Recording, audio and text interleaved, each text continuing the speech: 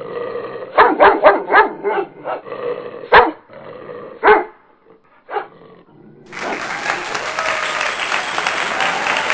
up? What's good? What's poppin'? What's crackin'? What's percolating? What's really good in the hood? It is your man Theo B, and welcome to Rep the Red. Yes, Rep the Red, where we, WGTB Sports, I ain't saying, I'm just saying, we are going to package all of our love for college football into one show. We're going to bring this show to you every week. There is, as people, so many people like to say, there is no off season in college football. I'm going to be discussing SEC football. I'm going to be discussing top 25 football. I'm going to be discussing my beloved Georgia Bulldogs in football.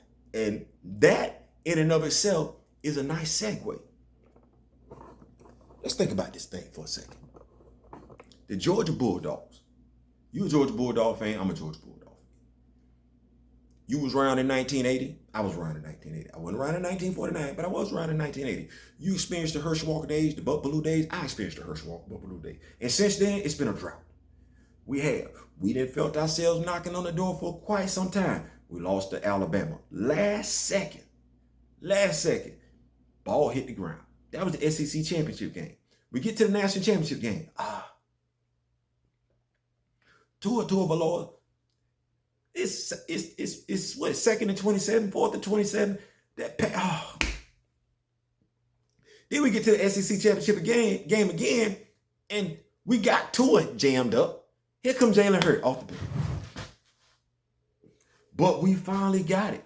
We finally got what we were looking for, and that was a national championship in 2022 to culminate the 2021 season. We got that national championship. We lost to Alabama in the SEC championship game, and I can admit, as so many of us can, that one hurt because we're like, okay, here we go again. But we beat Michigan in the semifinals, and we made it to the college football championship game. And we beat Miami. I'm going to say we beat Alabama. Don't even care what the score was. We beat Alabama. Some of us were probably satisfied with that. We knew we had a pretty good team, right? Pretty good team. We knew we had a pretty good team coming back.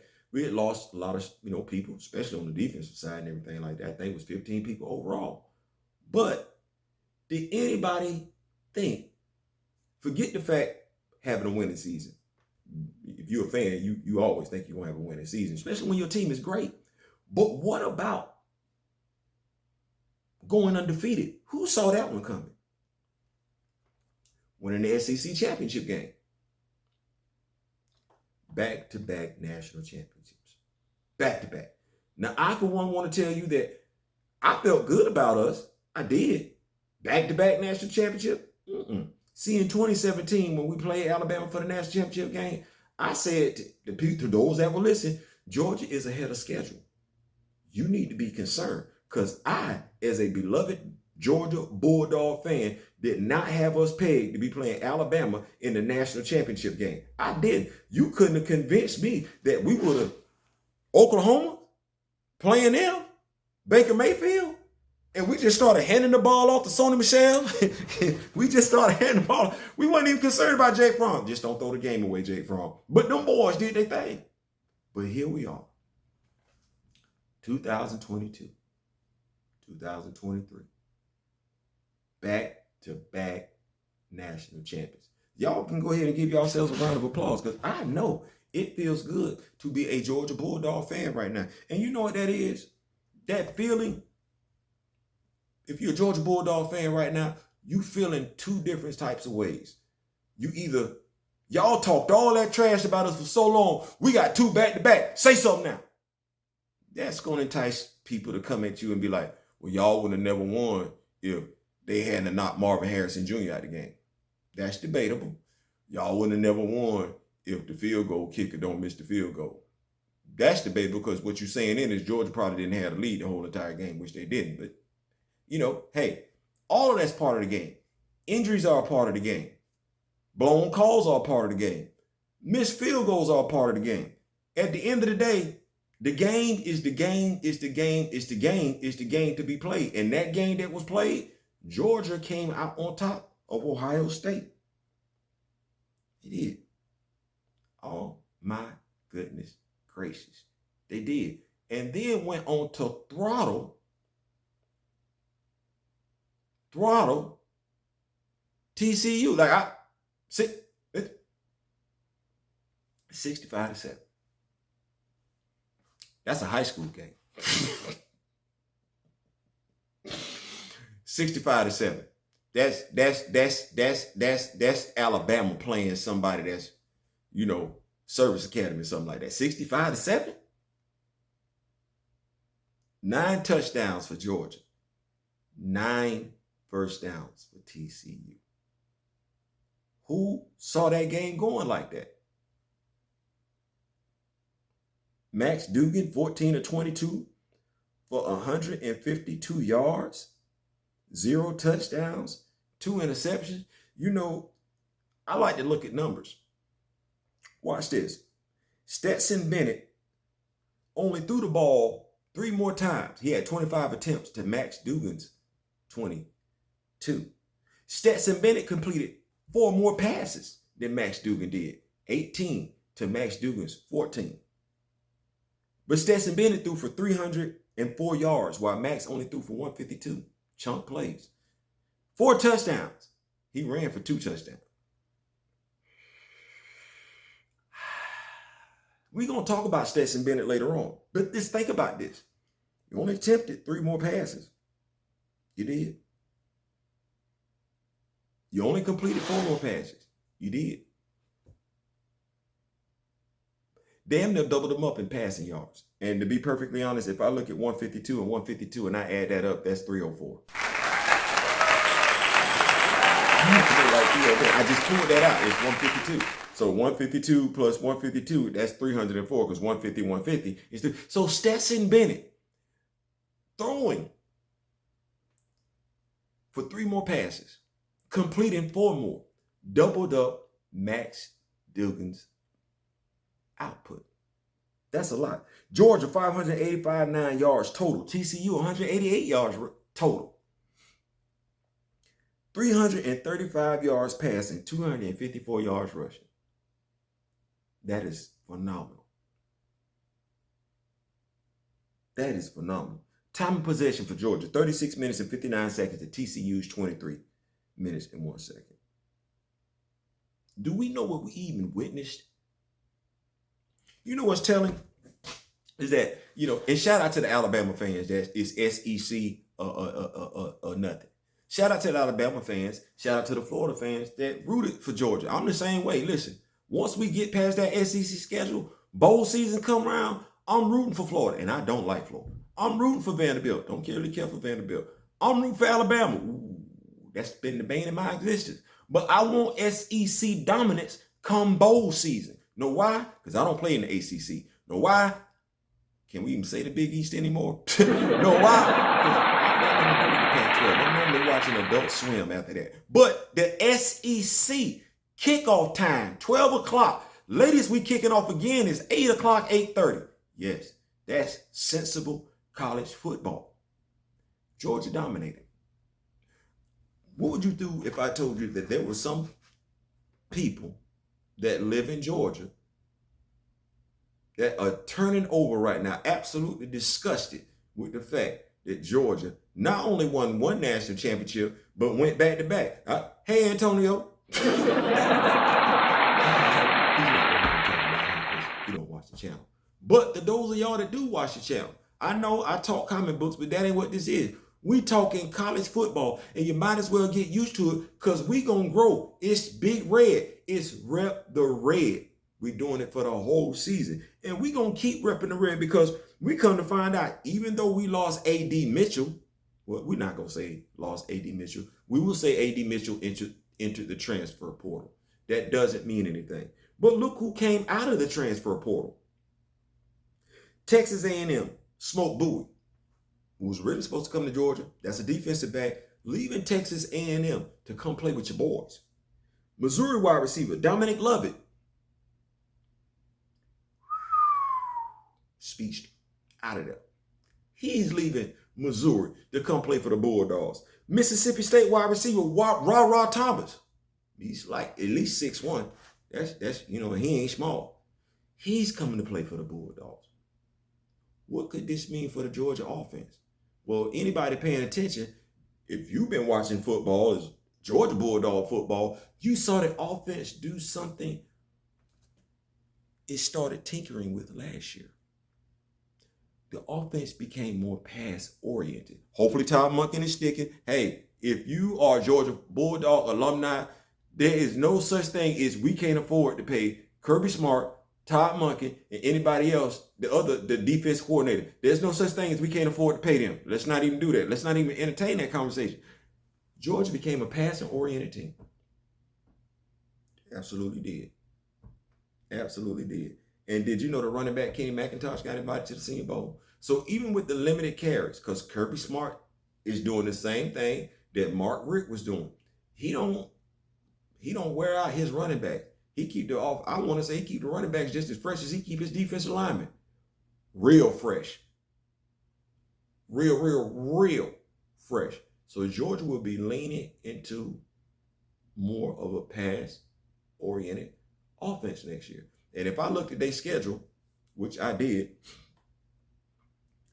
even though Georgia is losing Keely Ringo, cornerback, who can forget his beautiful interception in the national championship game from 2022, I still see him picking that ball off, running down the sideline in that white jersey. Yeah.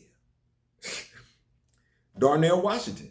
Gonna miss that big dude. 6'7", that's a grown-ass man. That's a grown-ass man. That's 6'7", 6'7", 6'7". You seen it? 6'7". Nobody want that pressure. See, that's a 6'7". Stetson Bennett. Ooh. I'm going to reserve Stetson Bennett for his own little category. Defensive tackle Jalen Carter. Definitely going in the first round. Linebacker Nolan Smith. Just keep pumping out linebackers. You should start referring to Georgia as not only running back you, but linebacker you, because that's what seems to be coming up out of there. Kenny McIntosh. Do we need to say any more? Senior Bowl. He carried the Bulldog. He got most of the carries this year and did not disappoint. And safety Chris Smith and safety Tyke Smith. They did take a break the last, they took a break against LSU. They took a break against Ohio State. But they were all over the place against TCU. Now let's talk about Stetson Bennett. What do we want to say about Stetson Bennett?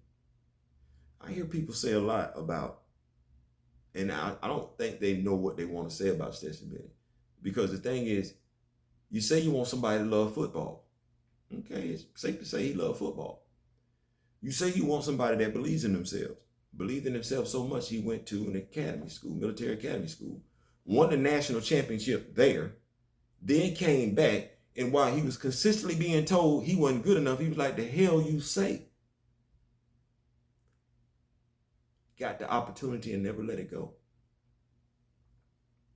Some of y'all believe DJ Uglier or whatever, I want to get his name wrong, is going to be a high-profile NFL quarterback. Stetson Bennett beat him. Some of y'all feel like Bryce Young is going to be a high-caliber quarterback. Stetson Bennett beat him. Some of y'all say that Stetson Bennett is too small. He's actually bigger than Bryce Young. He is. Some of y'all say that Stetson Bennett is not as mobile as Bryce Young. I'm of the mindset Stetson Bennett runs a 4.40 faster than Bryce Young. Some of y'all say he don't have an arm. Yeah, them balls getting down the field some kind of way. Some of y'all say because it's the talent that surrounds him. Well, ain't no quarterback doing too good if they ain't got talent surrounding them. So here you have it. You have Stetson Bennett, Mailman Bennett, right? 2 national championships. Last championship game I saw him, man, he threw for 335 yards. I'm sorry. 304 yards. Georgia ain't been struggling because of him. Not this year. Not this year. So where does Stetson Bennett fit in? Well, if you're a general manager, you want somebody that believes in themselves. Somebody that's not going to take no one's answer. That integrity, that intestinal fortitude, that fire. That's Stetson Bennett, a winner. That's Stetson Bennett. You want somebody who loves the game of football. That's Stetson Bennett. You want somebody with a live arm. Stetson Bennett. You want a mobile quarterback. Stetson Bennett. You want a quarterback that's over 6 feet tall. That is not Stetson Bennett. You want a quarterback that's weighing 220, 230, 240. That's not Stetson Bennett. It's not. But a winner. Playing ball at the highest level against the highest competition and not wilting. The only quarterback he's lost to was Bryce Young, and he ran that back. All the quarterbacks y'all talking about drafting in front of him that had talent surrounding them. So what are you getting ready to say? Stetson Bennett had the best talent. Stetson Bennett had the best coaching staff. That says a lot about the University of Georgia. How about you get a man his due? They say Stetson Bennett is a quarterback, a third day person. You're going to draft him on the third day. Anybody let Stetson Bennett make it past the second day is a damn fool. Anybody that lets Stetson Bennett make it past round 3 is a damn fool. Don't let what happened to you with Tom Brady happen to you with Stetson Bennett. Both of them got the same mindset. Tom Brady plays with a chip on his shoulder. Well, Stetson Bennett plays with a chip on his shoulder bigger than his body. Draft Stetson Bennett. What else do we want to say?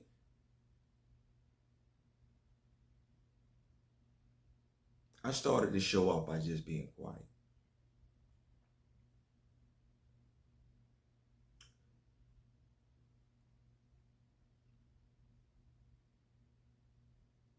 Our thoughts and prayers to the family of Deb Whitlock and Chandler LaCroix.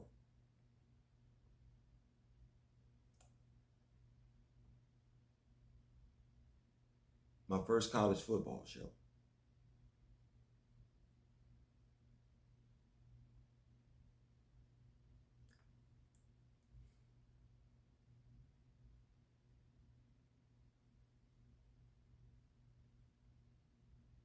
Too young, too soon.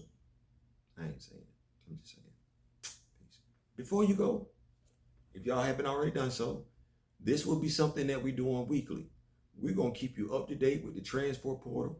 We're going to keep you up to date with what's going on in the SEC. And just to be clear, Georgia really don't play nobody next year. So I'm sorry, this year. So what does that mean if you're a Georgia Bulldog fan? What it means is Georgia can't lose. Georgia can't even be close. Georgia can't afford to lose an SEC championship game. They got to win that game. They do. Georgia got to run up the scope. The closest games, the tightest games that Georgia's going to have this year, and they back-to-back. Florida and Tennessee. I think Ole Miss is in there too. But we're going to come back, talk college football. We're going to talk about Georgia Bulldogs' strength of schedule for 2023. See where there might be some, I don't know, some uphill battles. I ain't saying, I'm just saying. Click, like, share, subscribe. Peace.